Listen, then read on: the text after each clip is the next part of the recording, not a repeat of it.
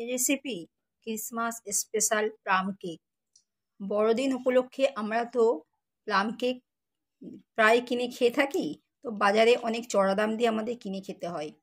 বাড়িতে কিভাবে গ্যাসের চুলায় কম খরচে আমরা এই কেকটা বানাবো, সেই রেসিপিটা আজকে আপনাদের সাথে শেয়ার করব।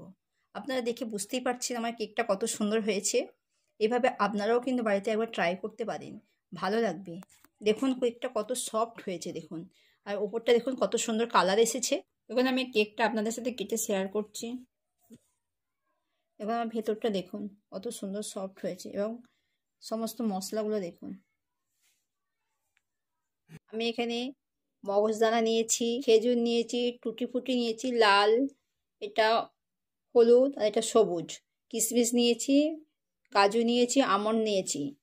এই ড্রাই ফ্রুটগুলো আমি একটা জুসের মধ্যে, এরকম একটা জুসের প্যাকেট নিয়েছি, এই জুসের প্যাকেটের মধ্যে আমি ভিজিয়ে দেব। আমি এই জুসটার প্যাকেটটা কেটে জুসটাকে ঢেলে নিয়েছি। এবার সব ড্রাই ফ্রুটসগুলো জুসের মধ্যে দিয়ে দেব। সবগুলো ঢেলে দিয়ে দিলাম। আমি এটাকে একটু নেড়ে দেব, নেড়ে চাপা দিয়ে দেব। এগুলো আমি সারা রাত্রে ভিজিয়ে রেখে দেব। আপনারা চাইলে 1 ঘন্টা কি 2 ঘন্টা রাখতে পারেন, কিন্তু বেশি সময় ধরে রাখলে জিনিসটা খুব সুন্দর ফুলবে। আমি ক্যারামেল সস তৈরি করব, তার জন্য একটা প্যান বসিয়ে দিয়েছি। প্যানটা গরম হয়েছে, ওর মধ্যে চিনি দেব। আমি ওর মধ্যে চিনি দিলাম, 100 গ্রাম চিনি দিয়েছি। এখন আমি চিনিতে হাতই দেব না, নিজে থেকে আস্তে আস্তে গলতে আরম্ভ করবে। আপনারা দেখতে থাকুন। আমার চিনিটা গলতে আরম্ভ করেছে। আমি এই সময় নাড়াবো না, হাতও দেব না। যখন আরেকটু গলে যাবে তারপরে আমি নাড়বো। দেখুন আমার চিনিটা পুরো গলতে আরম্ভ করেছে। এবার আমি নাড়তে থাকবো। এই সময় গ্যাসের ফ্লেমটাকে একদম লো এতে রেখে করবেন, নাহলে চিনিটা খুব বেশি পুড়ে যাবে। দেখুন আমার চিনিটা প্রায় অর্ধেকের বেশি গলে এসেছে। এই সময় আপনারা অনবরত নাড়তে থাকবেন। নাড়তে নাড়তে পুরো চিনিটা গলে যাবে। দেখুন আমার পুরো চিনিটা গলে গেছে। এখন আমার ক্যারামেলটা ঠিক হয় না। প্লাম কেক করার জন্য ক্যারামেলটা আরেকটু ডিপ হতে হবে।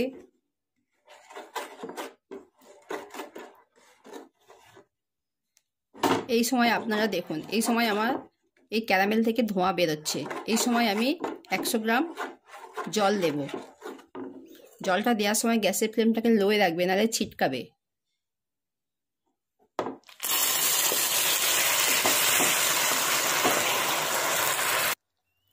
দেখুন আপনারা দেখতে পাচ্ছেন যে আমার নিচেটা একটু বসেছে। এটা যখন জলটা ফুটবে তখন আস্তে আস্তে নিজে অটোমেটিক গলে যাবে, এতে ভয় পাওয়ার কিচ্ছু নেই। এভাবে আপনারা নাড়বেন, দেখবেন আস্তে আস্তে সব গলে গেছে। এই স্টেজটায় আপনারা অনবরত নাড়বেন। দেখুন আমার পুরো যেটা বসে গিয়েছিল চিনিটা, সেটা পুরো গলে গেছে। দেখুন এই প্লাম কেকে যে ক্যারামেলটা পারফেক্ট আমার হয়েছে। দেখুন এই ডার্ক কালারটা এসেছে। এই ডার্ক কালারটা যতক্ষণ না আসবে আপনাদেরকে ততক্ষণ ক্যারামেলটা করে নিতে হবে। প্লাম কেকের জন্য এটাই বেস্ট। আমি এবার নামিয়ে নেব। এবার এটাকে নেড়ে নেড়ে ঠান্ডা করে নেব। আমি একটা পাত্র নিয়েছি, ওর মধ্যে 100 গ্রাম তরল দুধ, নর্মাল টেম্পারেচারে তরল দুধ দেবেন। 100 গ্রাম পাউডার চিনি দেবো ওর মধ্যে। চিনিটাকে আমি ব্লেন্ড করে নিয়েছি।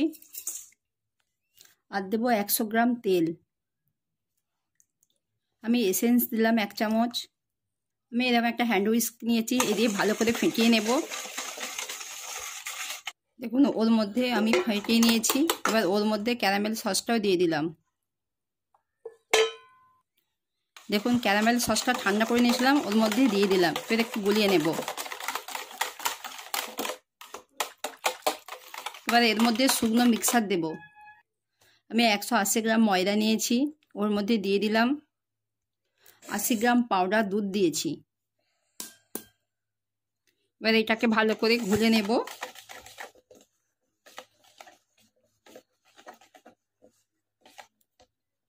ওর মধ্যে ওই ভেজানো ড্রাই ফ্রুটসটাও দিয়ে দিলাম, ভালো করে মাখিয়ে নেব। 1 চামচ দারুচিনি পাউডার দিলাম, এলাচি পাউডার, জায়ফল ও জয়িত্রী গুঁড়ো, আবারও ভালো করে মাখিয়ে নেব।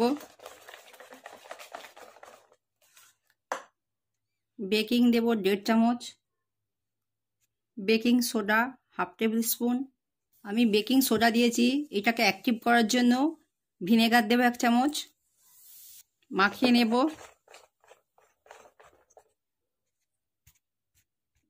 আমি একটা কেক টিনকে রেডি করে নিয়েছি, এবার ব্যাটারটাকে ওর মধ্যে ঢেলে দেব।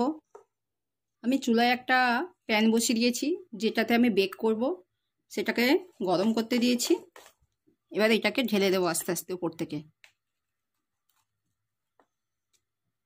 দেখুন আমার ব্যাটারটা ঢেলে দিয়েছি।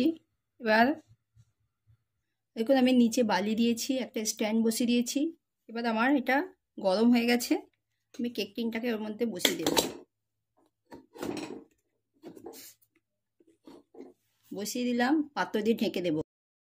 মিনিট পর আমি ফিরে এলাম, চাপাটা খুলে নেব। 35 মিনিট পর আমি ফিরে এলাম। এবার ওর মধ্যে এই সময় কেকটা আমার ফুলেছে, উপর থেকে কিছু ড্রাই ফ্রুটস আবার দিয়ে দেব।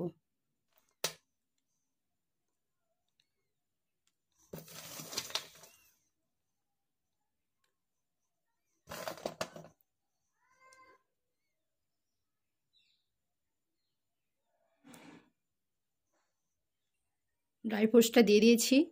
এই সময় আমি একটু, আপনাদের কাছে হাতের কাছে যদি বাটার থাকে বাটার দিতে পারেন, আমার হাতের কাছে বাটার নেই, আমি একটু ঘি ব্রাশ করে দিলাম, যাতে এই জিনিসগুলো, ড্রাই ফ্রুটসগুলো সুন্দর একটা ওপর থেকে কালার আসে। আবার আমি পাত্র দিয়ে ঢেকে দেব। আমার কেকটা হতে পুরো 1 ঘন্টা সময় লেগেছে। এবার আমি ওভেন থেকে নামিয়ে নেব।